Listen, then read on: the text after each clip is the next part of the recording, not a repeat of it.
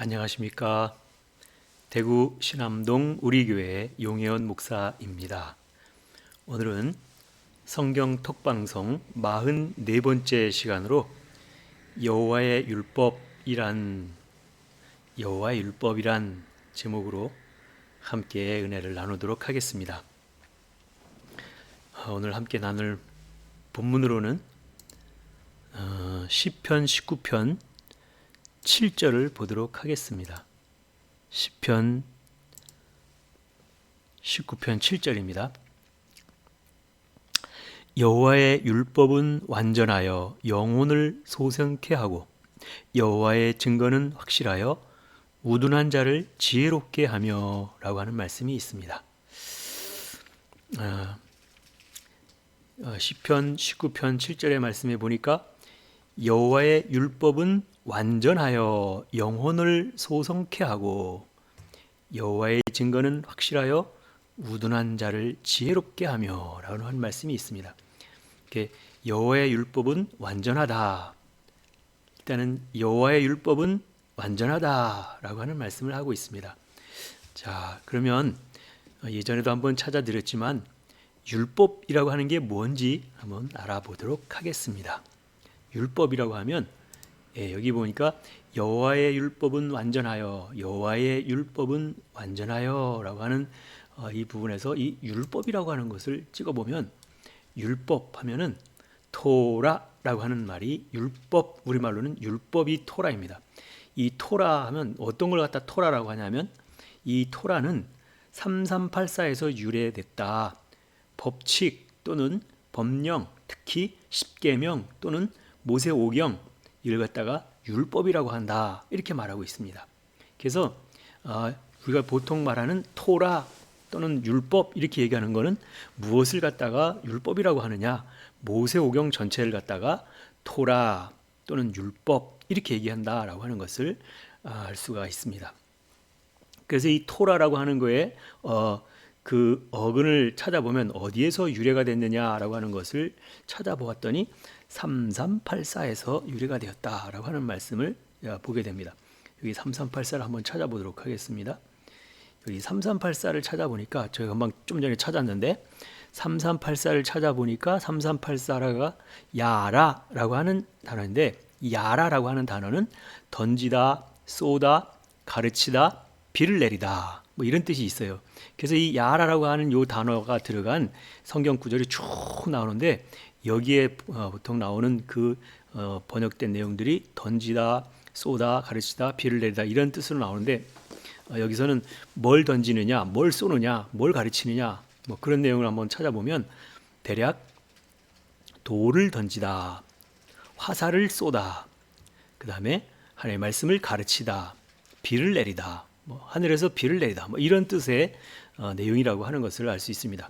그러니까 율법이라고 하는 그 어근이 야라인데 야라라고 하는 것은 던지다, 쏘다, 가르치다, 비를 내리다 라고 하는 그런 의미를 가지고 있다라고 하는 것은 율법이라고 하는 것은 하나님의 말씀에 돌을 던지는 거구나.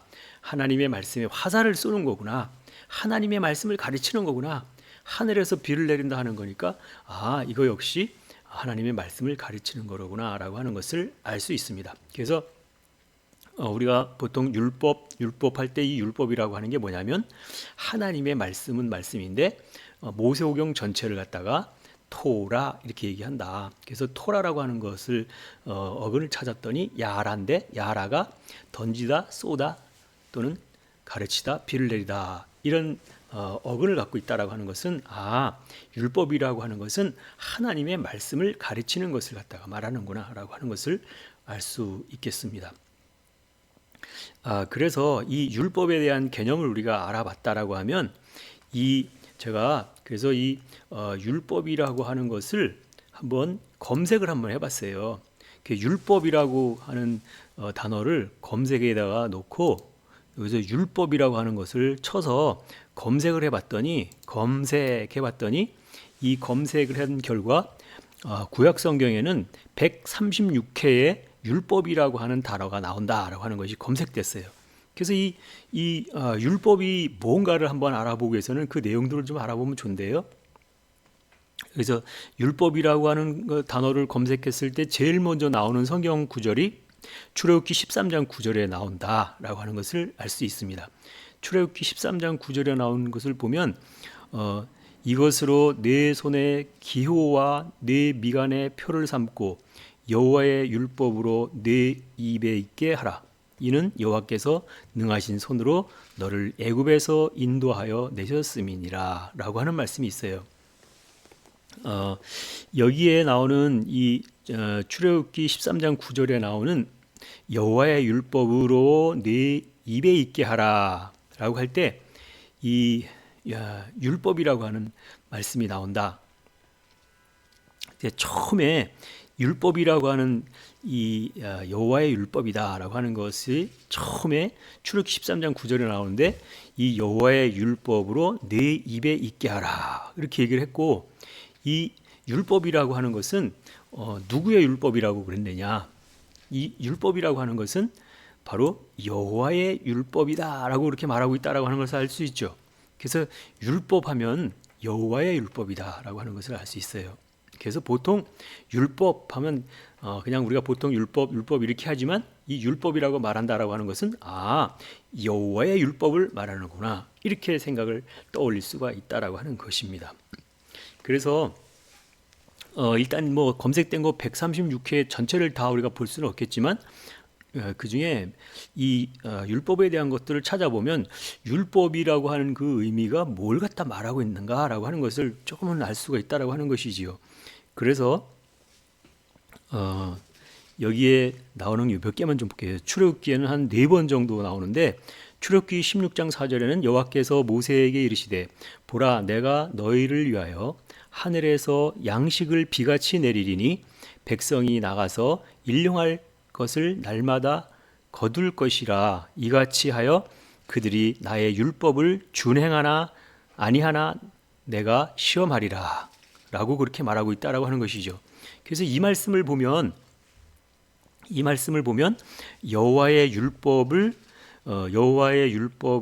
하늘에서 일용할 양식을 비같이 내리리니 백성이 나에게 나가서 일용할 것을 날마다 그것을 거둘 것이라 하면서 그들이 나의 율법을 준행하는지 아니하는지 내가 시험하겠다 이렇게 얘기를 하고 있어요. 그러니까 율법의 말씀을 날마다 듣고 배우고 알아가라. 그래서 그걸 준행하라 이렇게 얘기하고 있다라고 하는 것을 알 수 있습니다. 그 다음에 나오는 것이 또 출애굽기 16장 28절에 나오는데 여호와께서 모세에게 이르시되 어느 때까지 너희가 내 계명과 내 율법을 지키지 아니하려느냐. 그러니까 이 말씀을 하고 있다라고 하는 것은 여호와 하나님께서 이스라엘 자손들에게 그 율법과 계명들을 주셨는데도 불구하고 지금 잘 지키고 있다는 거예요. 아니면 잘 지키지 않는다는 거예요. 여호와께서 모세에게 이르시되 어느 때까지 너희가 내 계명과 내 율법을 지키지 아니하려느냐. 지금 이스라엘 그 자손들이 여호와의 율법을 잘 지키지 않고 있다라고 하는 것을 은연중에 말하고 있는 것을 보게 됩니다. 그 다음에 한 번 더 보면 출애굽기 24장 12절에 여호와께서 모세에게 이르시되 너는 산에 올라 내게로 와서 거기 있으라. 너로 그들을 가르치려고 내가 율법과 계명을 친히 기록한 돌판을 내게 주리라 라고 했어요.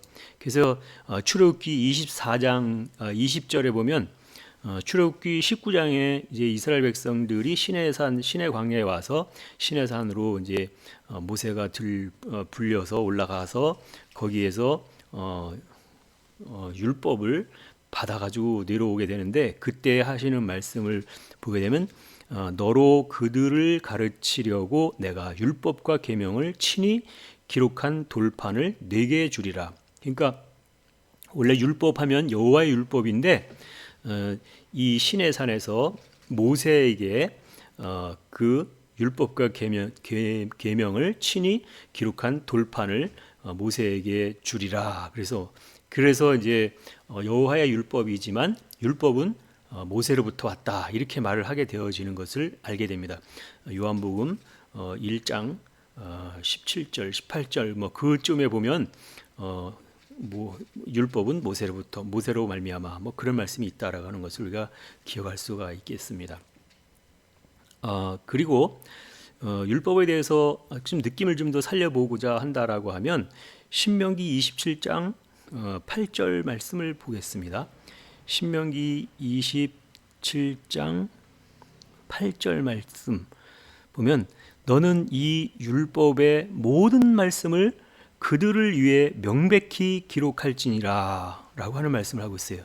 그래서 여호와의 율법을 갖다가 이 율법의 모든 말씀을 그 돌들을 위해 명백히 기록하라. 율법을 기록하라. 이렇게 얘기를 하고 있다라고 하는 것을 알 수 있습니다. 그 다음에 그 밑에 있는 거 신명기 28장 58절 나오는 말씀을 보면 네가 만일 이 책에 기록한 이 율법의 모든 말씀을 지켜 행하지 아니하고 내 하나님 여호와라 하는 영화롭고 두려운 이름을 경외하지 아니하면 그랬죠.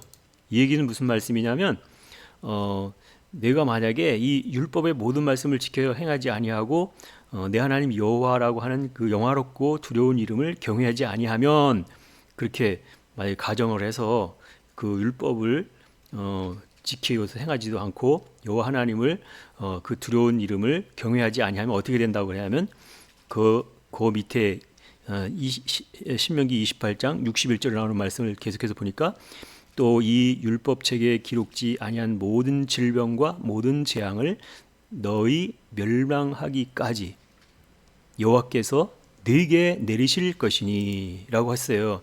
이 말씀을 갖다 보니까 여호와의 율법을 지켜 행하라 했고 여호와 하나님의 그 두려운 이름을 경외하지 아니하면 어떻게 한다고 그랬냐면 또 이 율법책에 기록하지 아니한 모든 질병과 모든 재앙을 너희 멸망하기까지 여호와께서 내리게 하실 것이다.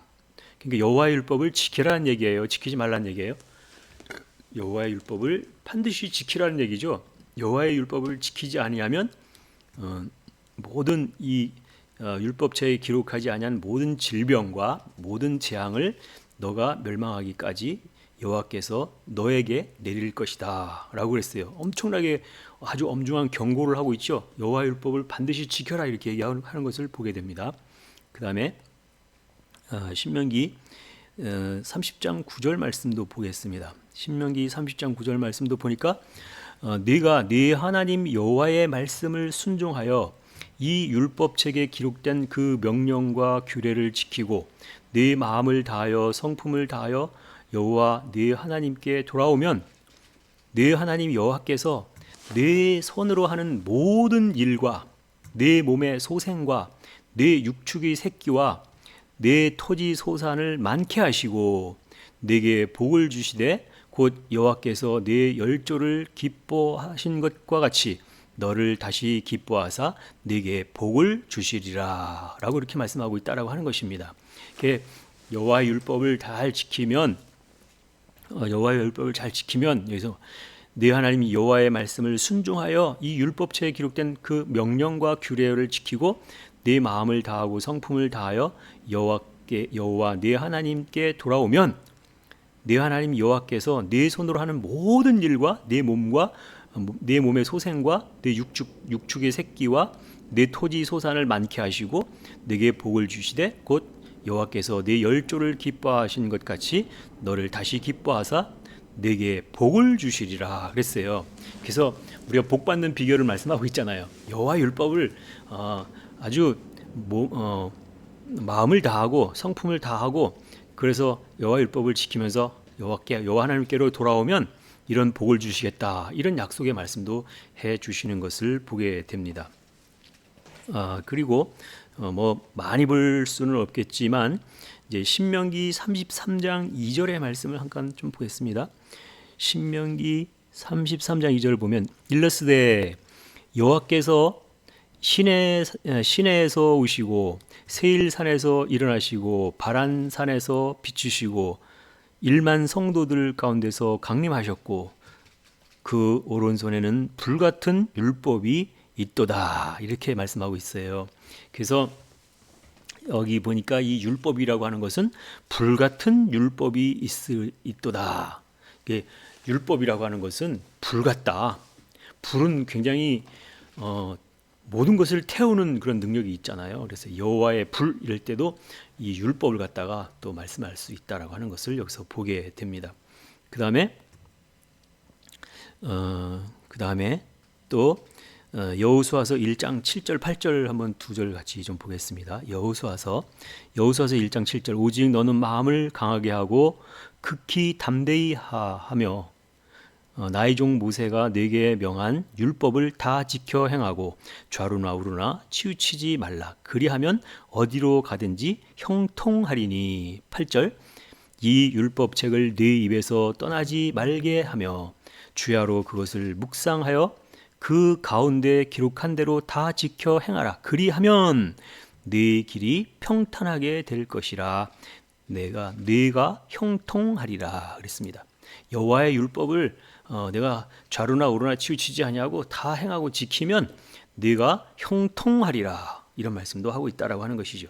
자, 그러면 이제까지 뭐 다 볼 수는 없겠지만 이제까지 그 내용들을 우리가 살펴보았을 때 율법이라고 하는 것은 지켜도 되고 아니 지켜도 되는 것이 아니라 율법은 반드시 지켜야만 되는 것이다 라고 하는 것을 알 수 있겠습니다. 그래서 이 율법이라고 하는 것을 왜 지켜야 되는지에 대한 것은 계속해서 이제 말씀을 풀어가다 보면 알 수 있게 되는데 율법으로다가는 물론 나중에 뒷부분에서 나오지만 율법으로다가는 죄를 깨닫게 하는 것이기 때문에 그렇다라고 하는 것입니다. 율법이 오기 전에는 죄를 죄로 알지도 못했다라고 하는 것이 신약 성경에 나오는 말씀 중에 있습니다. 자, 그렇다라고 하면 이제 저 뒤쪽으로 가서 호세아서 4장 6절의 말씀을 한번 보도록 하겠습니다. 호세아서 4장 6절에 보면 어떤 말씀이 나오냐면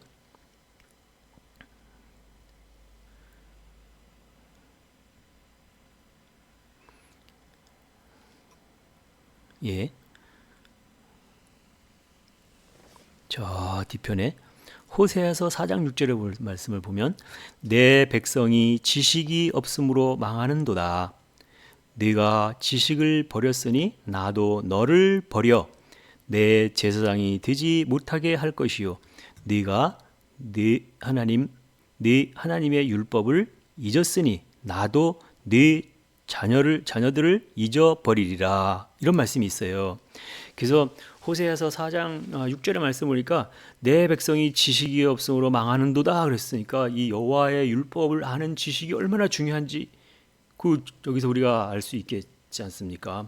여호와의 율법에 그 지식이 없어서 그 이스라엘 백성이 망하였도다 이렇게 하니까 참 이 여호와의 율법을 우리가 지식으로 배워야 되는 것이 분명하다라고 하는 것을 알 수가 있겠습니다. 그래서 여호와의 율법을 지식으로 배워야 되는데 버리지 않으면 무슨 말씀하냐면 내 백성이 지식이 없으므로 망하는도다. 네가 지식을 버렸으니 나도 너를 버려 내 제사장이 되지 못하게 할 것이요 네가 네 하나님의 율법을 잊었으니 나도 네 자녀를 잊어버리리라. 그렇게 했어요. 정말 무섭죠? 무서운 말씀을 하고 있잖아요. 그러니까 반드시 무슨 얘기예요?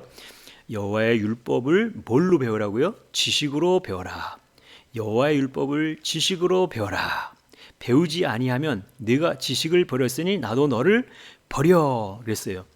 내 제사장이 되지 못하게 할 것이요 네 하나님 여호와의 율법을 잊었으니 나도 네 자녀를 잊어버리리라. 아주 엄청난 무서운 말을 하고 있다는 거죠. 그래서 우리가 더도 말고 덜도 말고 여호와의 율법을 지키라 이렇게 말씀을 하셨고 여호와의 율법을 지키면 아까는 복을 주신다, 뭐 형통한다, 뭐 그런 얘기를 하셨단 말이에요. 그 여호와의 율법을 버리면 나도 네 자녀를 버리겠다 이런 얘기까지 하신다는 얘기를 보니까 여호와의 율법을 지켜야 되겠습니까? 안 지켜야 되겠습니까? 오늘날의 일부 목사님들 중에 요즘은 구약 시대도 아니고 요즘은 뭐 은혜 시대, 뭐 은혜 시대를 지나서 성령 시대인데 무슨 고리타분하게 율법은 필요 없다고 하는 아주 일부 그런 목사님들이 있는데 절대 그렇지 않다라고 하는 것이죠. 여호와의 율법을 버리면 형통도 없고 복도 없고 자녀도 잊어버린다. 뭐 이런 얘기를 하고 있다라고 하는 것을 볼 때 여호와의 율법이 얼마나 중요한지, 지금도 여호와의 율법이라고 하는 것은 그 구약 때나 지금이나 미래에도 계속해서 항상 있어야 될 것은 여호와의 율법이다라고 하는 것을 알 수가 있겠습니다. 그래서 이 율법이라고 하는 것은 여호와 하나님의 율법, 하나님의 법이잖아요. 만약에 우리가 천국이라고 하는 게 있다라고 예를 들었을 때 천국에 들어가려고 하는데 아무런 법이 없다. 여호와 율법하면 하나님의 법이잖아요. 천국에 들어가려고 하는데 아무런 제재하는 법도 없다. 누구나 아무나 들어갈 수 있다. 그럼 거기는 더 이상 천국이 아니라고 하는 것이지요. 그래서 성경의 뒷부분에, 맨 뒷부분에 보면 그 요한계시록 바로 앞에 유다서가 나온다라고 하는 것입니다. 이 유다라고 하는 게 바로 그 아브라함, 이삭, 야곱 할 때 이 야곱에게는 12아들과 한 명의 딸이 있었을 때 바로 네 번째 아들이 유다인데, 유다를 그 검색해 보면 유다라고 하는 그 이름의 어근이 바로 우리가 토라라고 했던 그 토라의 어근이었던 야라, 율법이라고 하는 토라의 어근의 야라는 쏘다, 던지다, 그 다음에 비를 내리다, 가르치다, 뭐 그런 뜻이 있었던 것 같은 의미의 뜻이 거기 있다라고 하는 것을 보게 됩니다. 그러니까 유다는 곧 율법을 말한다라고 하는 것이죠. 그래서 성경이 거의 뒷부분에 유다서가 나온 이유도 이 율법은 끝까지 가야 된다. 율법은 우리가 뭐 요즘은 율법 시대도 아닌데 뭐 이렇게 하면서 율법을 폐하는 것이 아니라 율법은 끝까지 가야 된다라고 하는 것입니다. 예수님께서도 마태복음 5장 17절에 내가 율법이나 선지자를 폐하러 온 것이 아니라 내가 온전케 하러 왔다, 완성시키러 왔다, 그렇게 말씀하셨습니다. 1.1획도 없어지지 않는다. 천지는 없어지겠으나 율법은 1.1획도 없어지지 않고 다 이루겠다라고 그렇게 말씀하셨던 것이 예수님의 말씀이라고 하는 것입니다. 그래서 율법이라고 하는 것은 끝까지 간다라고 하는 것을 말씀을 드릴 수가 있겠습니다. 그래서 이제 여호와의 율법이다라고 하는 것에 대해서 우리가 간략하게 여호와의 율법이라고 하는 것은 지켜도 되고 안 지켜도 되고 그런 것이 아니라 반드시 지켜야만 되는 거구나라고 하는 것을 알 수 있어요. 그래서 우리가 율법이라고 하는 단어를 검색을 했을 때 가장 먼저 나오는 데가 어디였냐면 출애굽기 13장 9절에 처음으로 율법이라고 하는 단어가 나왔는데, 거기에 보니까 뭐라고 나왔냐면 이것으로 네 손의 기호와 네 미간의 표를 삼고 여호와의 율법으로 네 입에 있게 하라. 이는 여호와께서 능하신 손으로 너를 애굽에서 인도하여 내셨습니다 라고 하는 것을 기록하고 있다라고 하는 것을 아마 제가 처음 찾았던 그 부분을 지금 읽어드렸습니다. 율법이라고 하는 것을 단어를 검색하니까 출애굽기 13장 9절에 나온다. 율법이라고 하는 것이 출애굽기 13장 9절에 처음 나온, 검색을 해보니까 그렇잖아요. 처음 나온다는 얘기는 율법이라고 하는 단어가 창세기에는 한 번도 안 나오고, 창출할 때 출애굽기도 1장부터 12장까지는 한 번도 안 나왔다라고 하는 거예요. 그리고 출애굽기 13장 9절에 가서 처음으로 율법이라고 하는 단어가 나오는데, 율법이라고 하는 것은 여호와의 율법이었다 이렇게 얘기를 하고 있고, 그 다음에 그 율법은 여호와의 율법으로 네 입에 있게 하라. 이는 여호와께서 능하신 손으로 너를 애굽에서 인도하여 내셨습니다. 뭐 이런 말씀을 하고 있다라고 하는 것입니다. 그래서 여기에 보면 율법은 여호와의 율법이다. 율법은 여호와의 율법이다. 이렇게 얘기를 했고, 그래서 여호와 하나님이 처음부터 율법을 주신 것은 아니다. 이렇게 말씀을 할 수가 있어요. 여호와 하나님께서 율법을 처음부터 주신 것은 아니다. 그랬어요.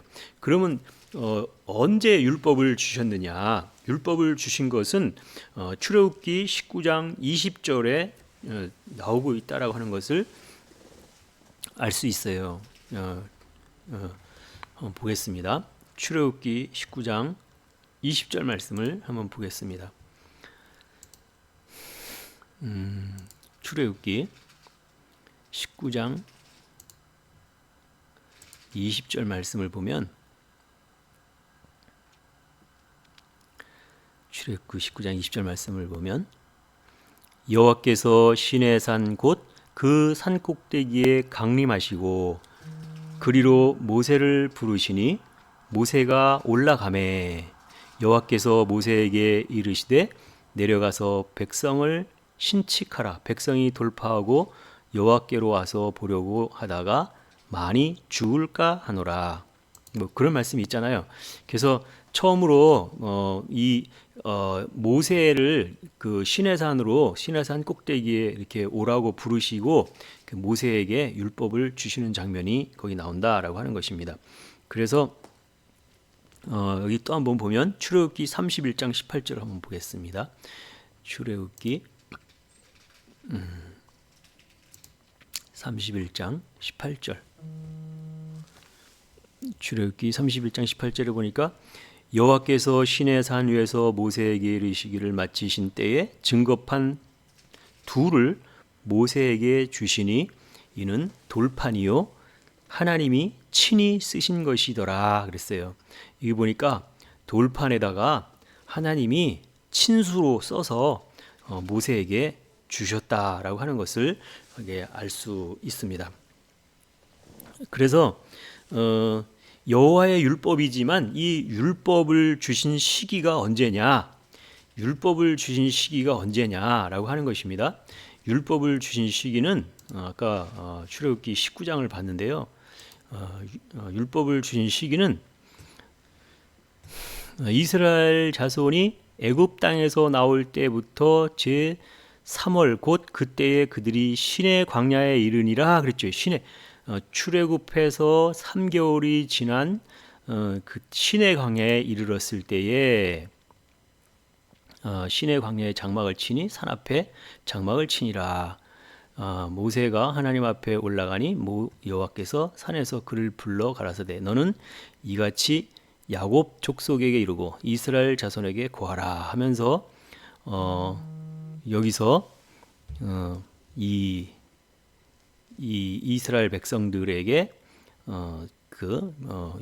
율법을 주시는 것을 보게 됩니다. 모세가 와서 백성의 장로들을 불러 여호와께서 자기에게 명하신 그 모든 말씀들을 그 앞에 진술하니 백성들이 일제히 응답하여 가로되 여호와의 명하신 대로 우리가 다 행하리이다. 모세가 백성의 말로 인하여 여호와께 회보하매 여호와께서 모세에게 이르시되 내가 빽빽한 구름 가운데서 내게 임함은 내가 너와 말하는 것을 백성으로 듣게 하며 또한 너를 영영히 믿게 하려 함이니라. 모세가 백성의 말로 여호와께 고하였으므로 여호와께서 모세에게 이르시되 너는 백성에게로 가서 오늘과 내일 그들을 성결케 하며 그들을 옷을 빨고 예비하여 제3일을 기다리게 하라. 이는 제3일에 나 여호와가 온 백성 목전에 시내산에서 강림할 것이니 너는 백성을 위하여 사면으로 지경을 정하고 이르기를 너희는 삼가 산에 오르거나 그 지경을 범하지 말지니 산을 범하는 자는 정령 죽임을 당하리라 하면서 이때 이제 이스라엘 백성들하고 그다음에 여호와 하나님하고 언약을 맺으시고 모세를 통하여서 여호와의 율법을 주시는 것을 보게 됩니다. 이제 율법을 언제 주셨다고요? 출애굽하고 나서 그리고 홍해를 건너고 나서 그 다음에 3개월이 지난 시내 광야에 왔을 때 시내산에 있을 때에 여호와 하나님과 이스라엘 백성들 사이에 언약을 맺고 여호와의 율법을 주신 것을 알 수 있다라고 하는 것을 찾아보았습니다. 자, 그렇다라고 하면 이 처음서부터 이스라엘 백성들에게 율법을 주시지 아니하고 나중에 출애굽하고 홍해를 건넌 그 이후에 시내산에 왔을 때에 율법을 주신 이유는 왜 그랬을까요? 이스라엘 백성이 애굽 땅에 있을 때에 이 애굽인이든지 아니면 이스라엘 자손이든지 여호와 하나님을 알았을까요? 몰랐을까요? 그때는 여호와 하나님을 알지 못했다라고 하는 것입니다. 그래서 여호와 하나님을 알지 못할 때에는 그들에게 여호와 하나님이 누군지도 알지도 못하는데 뭐 그들에게 무슨 말씀을 할 수가 있겠습니까? 그래서 모세에게 애굽에 있는 이스라엘 자손들이 이제 애굽에 있는 이스라엘 자손들에게 모세를 이제 보내게 되는데요. 그때 이 모세가 뭐라고 얘기하냐면 이제 내가 너를 이스라엘 백성에게로 보냈다. 그러면 그들이 묻기를 너를 보낸 자가 누구냐? 너를 누가 보냈느냐라고 이렇게 물을 때 내가 뭐라고 대답을 하겠습니까? 이렇게 도리어 여호와 하나님께 물어보는 것을 알 수 있습니다. 그래서 그 부분을 한번 찾아보도록 하겠습니다. 출애굽기 3장 15절에 그 말씀이 나오는데요. 출애굽기 3장을 잠깐 보겠습니다. 출애굽기 3장 10절부터 잠깐 볼게요. 출애굽기 3장 10절에 보면 이제 내가 너를 바로에게 보내어 너로 내 백성 이스라엘 자손을 애굽에서 인도하여 내게 하리라. 모세가 하나님께 고하되 내가 누구한테 바로에게 가며 이스라엘 자손을 애굽에서 인도하여 내리이까. 하나님이 가라사대 내가 정녕 너와 함께 있으리라. 네가 백성을 애굽에서 인도하여 낸 후에 너희가 이 산에서 하나님을 섬기리니 이것이 내가 너를 보낸 증거니라. 모세가 하나님께 고하되 내가 이스라엘 자손에게 가서 이르기를 너희 조상의 하나님이 나를 너희에게 보냈다 하면 그들이 내게 묻기를 그의 이름이 무엇이냐 하리니 내가 무엇이라고 그들에게 말하리이까. 그러니까 아직까지 이스라엘 백성이지만 이스라엘 백성이 아니라 이스라엘 자손이지만 여호와 하나님이 누군지를 모르기 때문에 그들이 너를 보낸 자가 누구냐라고 물을 때 내가 묻기를 그의 이름이 무엇이냐 하리니 내가 무엇이라고 그들에게 말하리이까. 이렇게 여호와 하나님 앞에 도리어 물어보잖아요. 그랬더니 출애굽기 3장 14절에 하나님이 모세에게 이르시되 나는 스스로 있는 자니라. 또 이르시되 너는 이스라엘 자손에게 이같이 이르기를 스스로 있는 자가 나를 너에게 보내셨다 하라. 이제 3장 15절 중요합니다. 하나님이 또 모세에게 이르시되 너는 이스라엘 자손에게 이같이 이르기를 나를 너희에게 보내신 이는 너희 조상의 하나님 곧 아브라함의 하나님 이삭의 하나님 야곱의 하나님 여호와라 하라. 이는 나의 영원한 이름이요 대대에 기억할 나의 표혼이라 라고 이렇게 말씀하고 있다라고 하는 것이죠. 이렇게 볼 때에 뭐 애굽 땅에 있는 애굽 사람이든 애굽 땅에 지금 거하여 살고 있는 이스라엘 자손이든지 간에 여호와 하나님이라고 하는 분을 전혀 알지 못하고 있었다라고 하는 것을 알게 됩니다. 그래서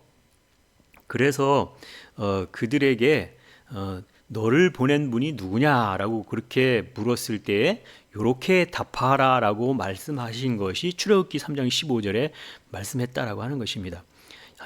하나님이 또 모세에게 이르시되 너는 이스라엘 자손에게 이같이 이르기를 나를 너희에게 보내신 이는 너희 조상의 하나님 곧 아브라함의 하나님 이삭의 하나님 야곱의 하나님 여호와라 하라. 이는 나의 영원한 이름이요 대대에 기억할 나의 표호라. 여호와라고 하는 게 바로 여호와 하나님의 이름이다. 이렇게 얘기를 하라고 얘기하는 것을 보게 됩니다. 그래서 우리가 믿는 하나님의 이름이 무엇인가를 정확히 알아야 이분이 내가 믿는 여호와 하나님인지 아니면 다른 신인지 그를 알 수가 있지 가르쳐 주지 않으면 잘 모른다라고 하는 것을 보게 됩니다. 그래서 여호와 하나님은 끊임없이 자신을 나타내 주셨습니다. 우리에게 나타내 주셨다. 그래서 한 부분을 좀 더 검색해 보도록 하겠습니다. 여기서 여호와 하나님이 우리에게 끊임없이 자신을 나타내 주셨는데요. 뭐라고 검색을 해보냐 하면 여호와 여호와 이걸 한번 검색해 보겠습니다. 여호와인 것을 알게 하리라. 그랬으니까 여기까지만 쳐보겠습니다. 예, 출애굽기 6장 7절에 나오는 말씀을 잠깐 보면 뭐라고 나오냐면 출애굽기 6장 7절에 너희로 내 백성을 삼고 나는 너희 하나님이 되리니 나는 애굽 사람의 무거운 짐 밑에서 너희를 빼어낸 너희 하나님 여호와인 줄을 너희가 알지라 이렇게 말하고 있다라고 하는 것입니다. 여기 보니까 출애굽기 6장 7절에 너희로 내 백성을 삼고 나는 너희 하나님이 되리니 나는 애굽 사람의 무거운 짐 밑에서 너희를 빼어낸 너희 하나님 여호와인 줄을 너희가 알라. 그러니까 아직까지 그들이 이 이스라엘 자손들이 여호와 하나님이 누군지를 모르니까 그때 출애굽기 6장 아까 출애굽기 6장 7절에서 그런 말씀을 했는데요. 그 조금만 보겠습니다. 뭐라고 하면 출애굽기 6장 4절부터 가나안 땅 곧 그들이 우거하는 땅을 주기로 그들과 언약하였더니 이제 애굽 사람들이 종을 삼은 이스라엘 자손의 신음을 듣고 나의 언약을 기억하노라. 그러므로 이스라엘 자손에게 말하기를 나는 여호와라.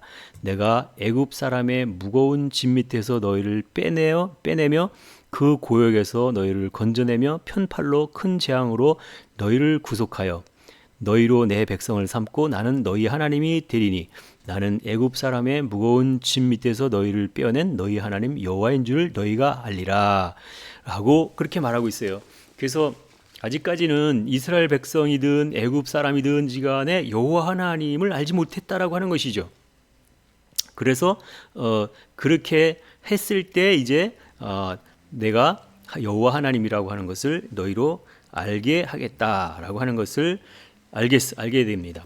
그래서 이스라엘 백성들을 애굽 땅 그 무거운 짐 밑에서 너희를 빼냈다. 그 고역에서 너희를 건져내고 편팔로 큰 재앙으로 너희를 구속하였다. 바로 그가 여호와 나다 이렇게 얘기하는 것을 너희로 알게 하겠다라고 하는 것을 보게 됩니다. 그 다음에 출애굽기 7장 5절의 말씀도 잠깐 보겠습니다. 계속해서 여호와 하나님이 자신을 나타내고 있다라고 하는 것을 보게 됩니다. 출애굽기 7장 5절에 보니까 내가 내 자손을 애굽 위에 펴서 이스라엘 자손을 그 땅에서 인도하여 낼 때에 애굽 사람이 나를 여호와인 줄 알리라 하시매라고 하는 말씀이 또 있잖아요. 여기 이스라엘 백성뿐만 아니라 여기 보니까 내가 내 손을 애굽 위에 펴서 이스라엘 자손을 그 땅에서 인도하여 낼 때에 애굽 사람이 나를 여호와인 줄 알리라 하시매. 그러니까 뭐예요? 이스라엘 자손뿐만 아니라 애굽 사람들조차도 내가 여호와인 줄을 알리라 이렇게 얘기했다라고 하는 거죠. 그래서 애굽 사람들에게도 여호와 하나님이 누구신지를 알도록 하겠다 그런 말씀을 하고 있는 것을 보게 됩니다. 그 다음에 또 밑에 있는 출애굽기 7장 17절에도 여호와가 이같이 이르노니 네가 이로 인하여 나를 여호와인 줄 알리라 하셨느니라. 볼지어다 내가 내 손의 지팡이로 하수를 치면 그것이 피로 변하고 라고 하는 부분이 있잖아요.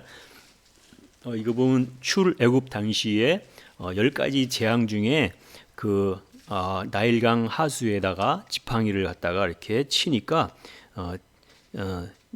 내가 내 손의 지팡이로 하수를 치면 그것이 피로 변한다. 그 강물이 다 피로 변하는 그 첫 번째 재앙이 있었지요. 그럴 때 이거를 보면 어떻게 된다고요? 여호와가 이같이 이르노니 네가 이로 인하여 나를 여호와인 줄 알리라 하셨느니라. 볼지어다 내가 내 손의 지팡이로 하수를 치면 그것이 피로 변하고. 그래서 첫 번째 재앙을 내렸을 때 그건 누구도 할 수 없는 일이었잖아요. 강물을 갖다가 다 피로다가 바꿔버리는 그 모습을 보면서 내가 여호와인 줄로 알리라 이렇게 했어요. 그러니까 끊임없이 여호와 하나님이 자신을 드러내서 알려주시죠. 내가 여호와다, 내가 여호와다 계속해서 말씀하고 있다라고 하는 것을 보게 됩니다. 그 다음에 또 출애굽기 8장 22절에 나오는 날도 보면 그 날에 내가 내 백성의 거하는 고센 땅을 구별하여 그곳에는 파리떼가 없게 하리니 이로 인하여 나는 세상 중에 여호와인 줄을 네가 알게 될 것이라 그랬어요. 이거 보니까 10가지 재앙 중에 파리 재앙이 있었죠. 파리 재앙이 있었는데 그 파리 재앙이 그날에 내가 내 백성이 거하는 고센 땅을 구별하여서 그곳에는 파리떼가 없게 하겠다. 다른 곳에는 파리떼가 엄청나게 많았었는데 고센 땅, 이스라엘 자손이 거하는 그 고센 땅에는 파리떼가 없었다. 그래서 이것으로 인하여서 세상 중에 여호와인 줄을 네가 알게 될 것이다. 이렇게 얘기했어요. 그러니까 끊임없이 여호와 하나님이 누구시라고 하는 것을 알도록 하는 거죠. 10가지 재앙을 내리는 그 모든 과정 중에 계속해서 끊임없이 내가 저들에게 내가 여호와인 줄을 네게 알게 하겠다. 그 말을 계속해서 반복하고 계신 것을 알 수 있습니다. 그 다음에 출애굽기 이제 10장 2절도 여기까지 좀 볼게요. 출애굽기 10장 2절 너로 내가 애굽에서 행한 일을 곧 내가 그 가운데서 행한 표징을 네 아들과 네 자손의 귀에 전하게 하려 함이라. 너희가 나를 여호와인 줄 알리라라고 이렇게 말씀하고 있다라고 하는 것이죠. 그래서 출애굽 당시에 10가지 재앙을 보았던 그 사람들뿐만 아니라 6월절 갖다가 절기를 지키면서 또 그 자손들에게도 그것을 알도록 하게 하기 그랬다. 네 자손의 귀에 전하게 하려 함이라. 너희가 나를 여호와인 줄 알리라 그랬어요. 그 출애굽 당시에 출애굽했던 그 백성들뿐만 아니라 그 이후에 그 자손들조차도 그것을 전하고 그것을 알려서 너희가 나를 여호와인 줄로 알리라 이렇게 얘기했다라고 하는 거죠. 계속해서 대를 이어서 그것을 알려야만 여호와 하나님이 누군지를 알 수 있겠다라고 하는 것입니다. 그래서 끊임없이 나를 여호와인 줄 알리라, 나를 여호와인 줄 알리라 그렇게 얘기를 하고 있다라고 하는 것을 보게 됩니다. 이제 출애굽기 14장 한 절 두 절 정도만 더 보도록 하겠습니다. 출애굽기 14장 18절에 보면 내가 바로와 그 병거와 마병으로 인하여 영광을 얻을 때야 애굽 사람들이 나를 여호와인 줄 알리라 하시더니 그랬어요. 이제 이 얘기는 무슨 얘기예요? 그 이제 출애굽했을 때에 홍해를 건널 때에 그 애굽 사람 바로 왕이 이스라엘 백성들을 끝까지 추적해 와가지고 홍해를 뒤쫓아 들어왔을 때 홍해에다가 그 사람들을 다 수장시키는 것을 보게 됩니다. 그때에 하신 말씀이지요. 그때에 뭐라고 얘기하셨냐면 내가 바로와 그 병거와 마병으로 인하여 영광을 얻을 때야 애굽 사람들이 나를 여호와인 줄 알리라 하시더니 했다는 얘기는 이제는 이스라엘 백성들뿐만 아니라 그 애굽 땅에 있었던 그 바로와 그 병사들뿐만 아니라 그 모든 애굽 사람들이 다 나를 여호와인 줄 알리라 하시더니 그랬다는 얘기는 이제 이스라엘 백성들뿐만 아니라 그 애굽에 있는 모든 사람들에게도 여호와 하나님이 어떤 분이신지 누구신지를 알도록 했다라고 하는 것을 보여주고 있습니다. 그리고 이제 한 절만 더 보겠습니다. 출애굽기 14장 18절 내가 바로와 그 병거와 마병으로 인하여 영광을 얻을 때에 애굽 사람들이 나를 여호와인 줄 알리라 하시더니 그랬고요. 그 다음에 31장 13절 나는 이스라엘 자손에게 고하여 이르기를 너희는 나의 안식일을 지켜라. 이는 나와 너 사이에 너희 대대의 표징이니 나는 너희를 거룩하게 하는 여호와인 줄 너희로 알게 함이라 그랬어요. 그래서 그 이후의 백성들조차도 이제 안식일을 지키게 하면서 여호와 하나님을 알도록 하겠다, 그런 말씀을 하고 있는 것을 보게 됩니다. 그래서 여호와 하나님이 왜 끊임없이 내가 저들로 또는 너희에게 내가 여호와인 줄을 알리라, 알게 하리라 이렇게 한 이유는 무엇일까요? 그것은 바로 선과 악을 분별할 수 있는 그러한 능력을 가질 수 있게 하기 위해서 그랬다라고 하는 것을 말씀을 드릴 수가 있겠습니다. 선악을 분별하는 능력을 가질 수 있게 한다? 이건 무슨 얘기예요? 선과 악의 기준이 뭐냐면 선과 악의 기준이 될 만한 것은 뭘 갖다가 선과 악이라고 하냐면요. 말씀을 근거로 제시를 해야 되니까 누가복음 18장 18절부터 한번 보겠습니다. 누가복음 18장 18절 보면 어떤 관원이 물어 가로되 선한 선생님이여 내가 무엇을 하여야 영생을 얻으리까? 예수께서 이르시되 네가 어찌하여 나를 선하다 일컫느냐? 하나님 한 분 외에는 선하신 이가 없느니라 그랬어요. 자, 선의 기준을 분명하게 예수님께서 말씀해 주셨는데요. 누구만 선하시다고요? 하나님 한 분 외에는 선한 이가 없다. 이 말씀은 하나님만 선하다라고 하는 거잖아요. 하나님 한 분만 선하고 하나님 아닌 그 이외의 모든 것은 다 악하다, 이런 거라고 하는 것이에요. 그러니까 선과 악에 대한 기준이 분명하죠. 하나님 한 분만 선이고 하나님 이외의 것은 다 악하다, 이렇게 선과 악에 대한 분명한 기준을 우리에게 말해주고 있다라고 하는 것입니다.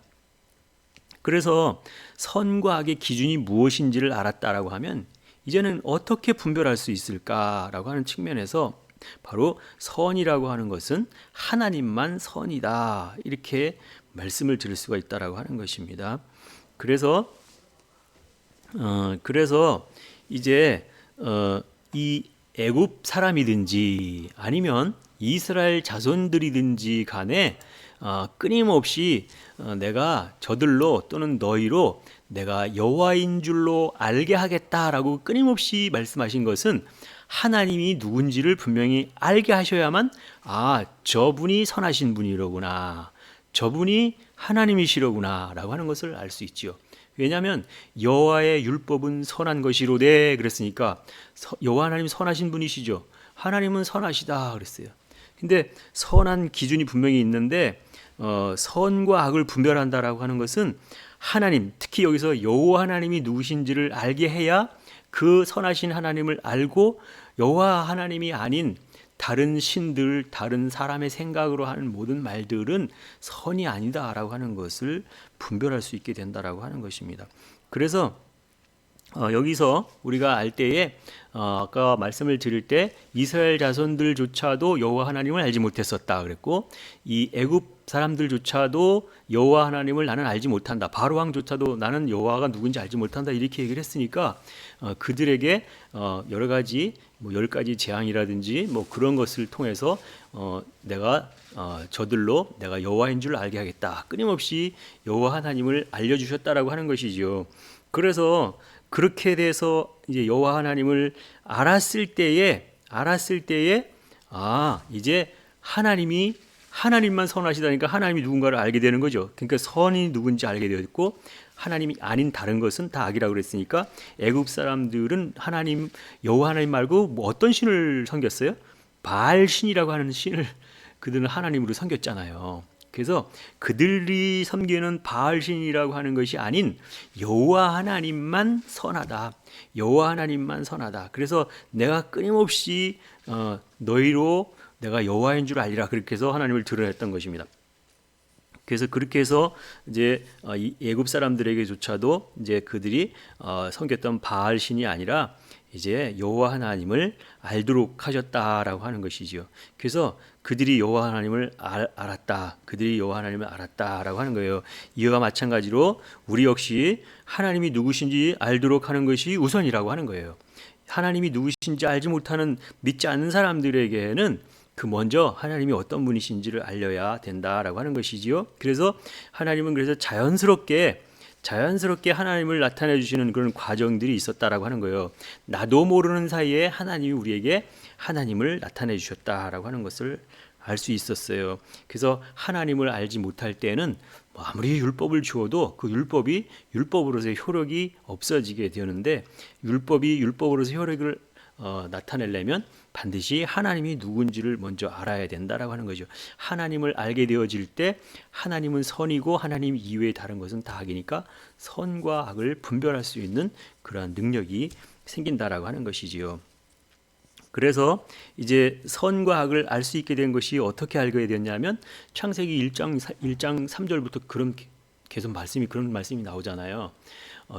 하나님께서 빛이 있으라 하심에 빛이 있었고 해서 빛의 말씀으로 비춰주셨고, 또 하늘에서 비를 내리심으로 비의 말씀으로 우리가 또 하나님을 알도록 하셨고 하면서 그 하나님의 말씀을 나도 모르는 사이에 은연중에 하나님을 우리에게 나타내 주셨기 때문에 나중에 이분이 하나님이시구나라고 그렇게 알게 된 후에래야 이제 율법을 주시는 때가 온다라고 하는 것입니다. 그래서 이스라엘 백성들이 출애굽 후에 홍해를 건넌 후에 시내산에 이르렀을 때에 모세를 불러 올려서 여호와의 율법을 주셨다라고 하는 것입니다. 왜냐하면 그 이전에 여호와의 율법을 저들에게 주어 봐도 그들이 여호와의 율법인지조차 모르고 율법이 율법으로서의 어떤 효력을 발휘할 수 있을 수가 없기 때문에 먼저는 하나님을 알도록 하시는 것이 우선이었다. 그 하나님을 알게 하는 게 바로 뭐냐면 선과 악을 분별할 수 있는 능력을 갖게 해주셨다. 선악을 분별하게 하는 그런 때가 되었을 때 여호와의 율법을 주셨다라고 하는 것이지요. 그래서 율법을 듣고 배운다라고 하는 것은 율법을 알게 된다는 것이지요. 그래서 율법을 알게 된다라고 하는 것은 죄가 무엇인지를 알게 되는 때가 바로 이때라고 하는 거예요. 그래서 율법을 점점 많이 알게 되어지면 죄를 점점점 더 많이 알게 되어지는 것이다 라고 하는 것이죠. 그래서 성경에서는 이것을 갖다가 뭐라 하냐면 점점 붉어진다 이렇게 말하고 있어요. 여기서 죄를 범하는 것을 갖다가 얘기하는 것이 아니라 율법을 점점 알게 되어질수록 죄를 점점 알게 되어지는 것이다 그랬어요. 그리고 죄를 알게 되어질수록 그걸 갖다 뭐라고 그랬냐면 점점 붉어진다 이렇게 얘기를 했다라고 하는 것이죠. 그래서 이거 제 얘기로 하면 안 되고 이사야서 1장 18절에 대한 말씀이 나오는데, 이사야서 1장 18절에 이런 말씀을 하고 있잖아요. 여호와께서 말씀하시되 오라 우리가 서로 변론하자. 너희 죄가 주홍 같을지라도 눈과 같이 희어질 것이요 진홍같이 붉을지라도 양털같이 되리라 라고 하는 말씀이 있어요. 이사야서 1장 18절에 나오는 말씀을 보니까 여호와 하나님이 뭐라고요? 오라 우리가 서로 변론하자. 우리가 서로 한번 말씀을 나눠보자 이렇게 얘기를 하시고 나서 너희 죄가 주홍 같을지라도 그랬어요. 죄가 여기서 보니까 무슨 색깔이라고요? 너희 죄가 주홍 같을지라도, 그리고 나서 눈과 같이 희어질 것이요 그 다음에 진홍같이 붉을지라도 양털같이 되리라 그랬어요. 이게 죄가 어떻게 된다고요? 붉어진다 이런 얘기를 했잖아요. 여호와의 율법을 알면 법을 아는 것이고, 율법을 안다라고 하는 것은 죄를 아는 것이고, 죄를 안다라고 하는 것은 점점 붉어진다 이렇게 얘기하고 있잖아요. 그래서 붉어지는 것도 처음에는 주홍색이더니 나중에는 진홍색이래요. 이렇게 점점 더 진해지죠. 더 붉어지잖아요. 그걸 갖다가 죄를 안다라고 하는 개념이라고. 율법을 알면 죄를 아는 것이고, 죄를 알면 죄를 안다라고 하는 건 점점 죄를 많이 알면 알수록 점점 붉어진다 이런 개념으로 말씀하고 있다라고 하는 것이죠. 그래서 이사야서 1장 18절이 그냥 나온 게 아니죠.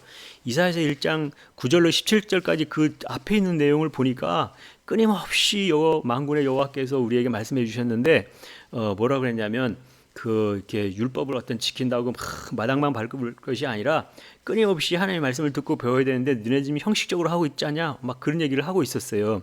한번 제가 이사야서 1장 9절로 17절까지 나오는 내용을 한번 읽어보도록 하겠습니다. 이사야서 1장 이사야서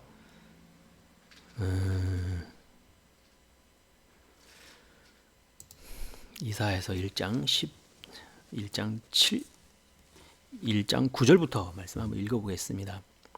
만군의 여호와께서 우리를 위하여 조금 남겨두지 아니하셨더라면 우리가 소돔 같고 고모라 같았으리로다. 너희 소돔 관원들아 여호와의 말씀을 들을지어다. 너희 소돔의 백성아 우리 하나님의 법에 귀를 기울일지어다. 여호와께서 말씀하시되 너희의 무수한 재물이 내게 무엇이 유익하뇨? 나는 순양의 번제와 살진 짐승의 기름에 배불렀고 나는 수송아지나 어린 양이나 수염소의 피를 기뻐하지 아니하노라.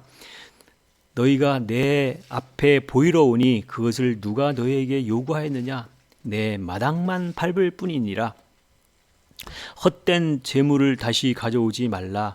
분향은 나의 가증이 여기는 바요 을삭과 안식일과 대회로 모이는 것도 그러하니 성회와 아울러 악을 행하는 것을 내가 견디지 못하겠노라. 내 마음이 너희의 월삭과 정한 절기를 싫어하나니 그것이 내게 무거운 짐이라. 내가 지기에 곤비하였느니라. 너희가 손을 펼 때에 내가 눈을 가리우고 너희가 많이 기도할지라도 내가 듣지 아니하리니 이는 너희의 손에 피가 가득함이니라. 너희는 스스로 씻으라. 스스로 깨끗하게 하여 내 목전에서 너희 악업을 버리며 악행을 그치고 선행을 배우며 공의를 구하며 학대받는 자를 도와주며 고아를 위하여 신원하며 과부를 위하여 변리하라 하셨느니라.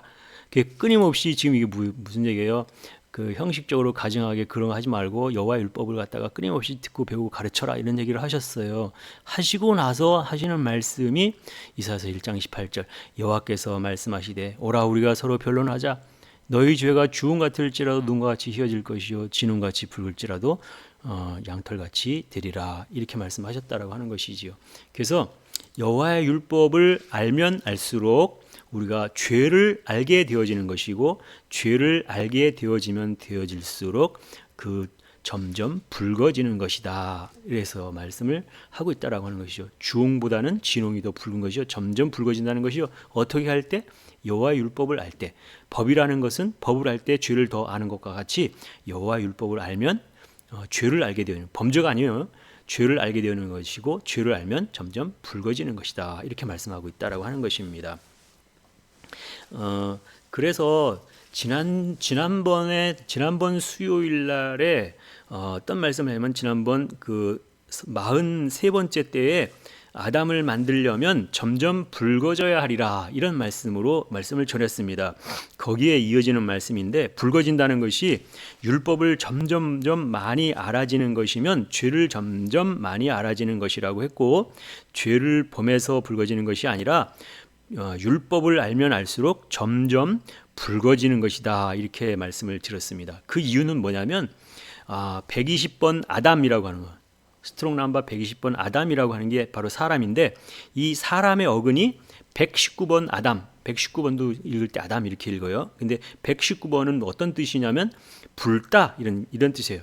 아담, 사람이라고 하는 그 어근의 뜻이 붉다라고 하는 개념이다라고 하는 것을 말씀을 드릴 수가 있겠습니다.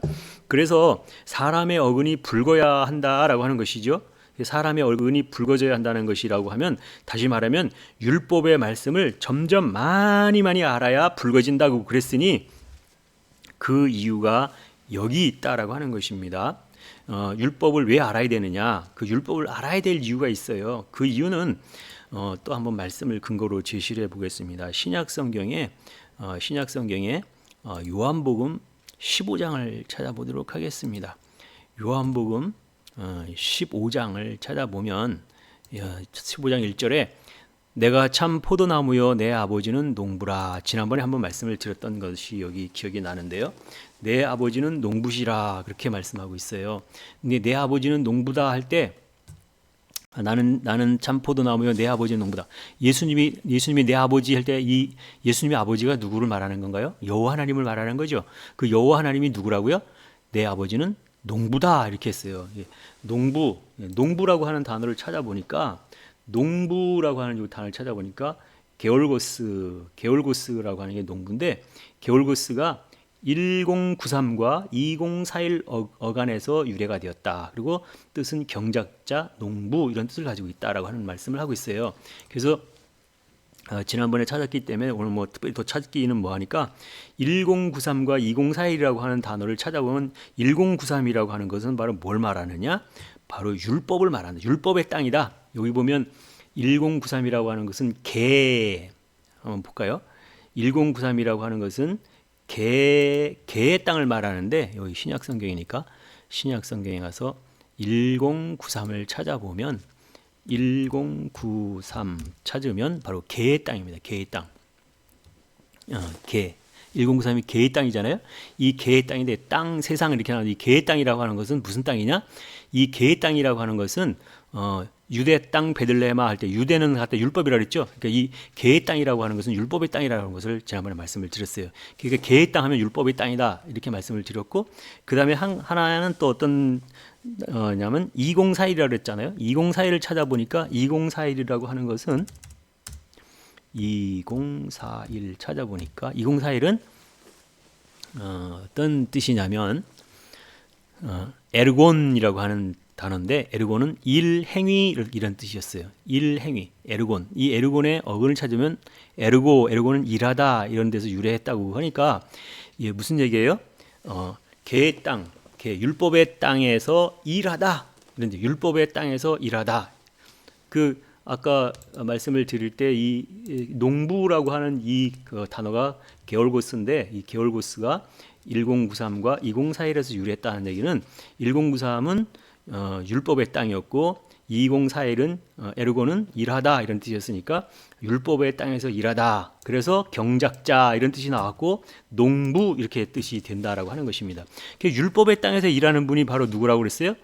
우리 아버지는 농부다. 그러니까 여호와 하나님이 바로 농부다 이런 뜻이잖아요. 그러니까 여호와 하나님은 무슨 말씀이냐?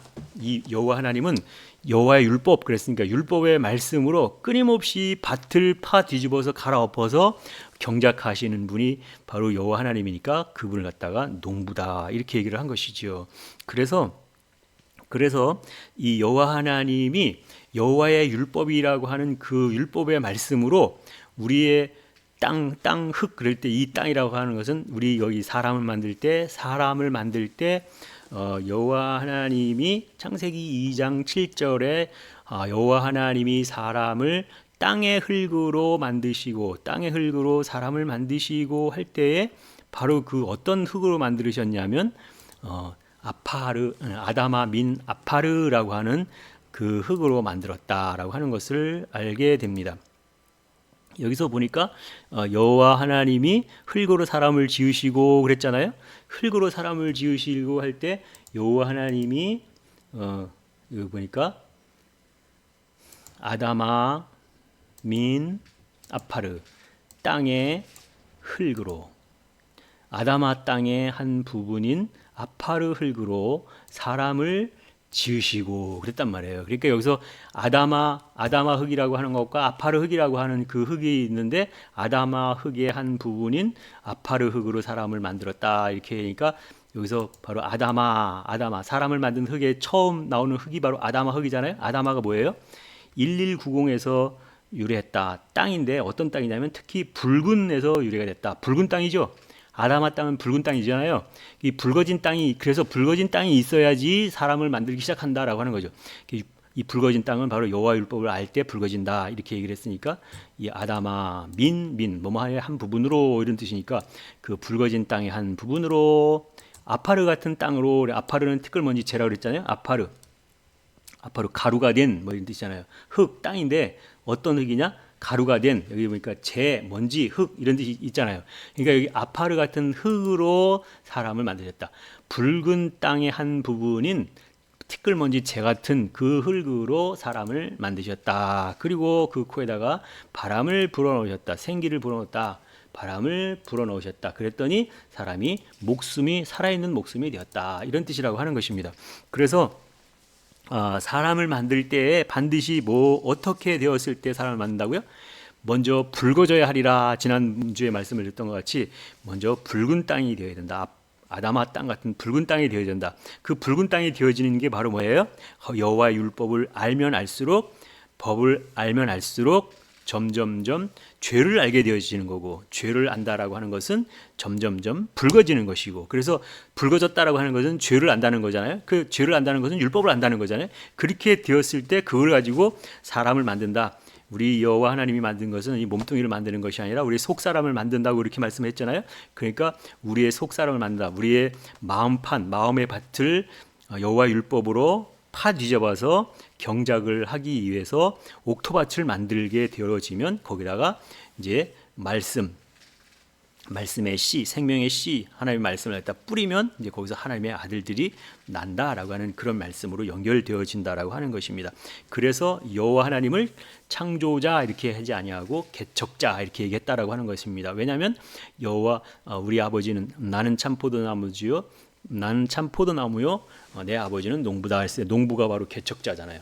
땅을 파뒤져 엎어서 개척하는 개척자니까 여호와 하나님을 개척자 이렇게 말씀을 드렸다라고 하는 것입니다. 그래서 오늘 전한 말씀에 대략적으로 정리를 해보겠습니다. 처음에 여호와의 율법 그랬으니까 율법은 여호와의 율법이다.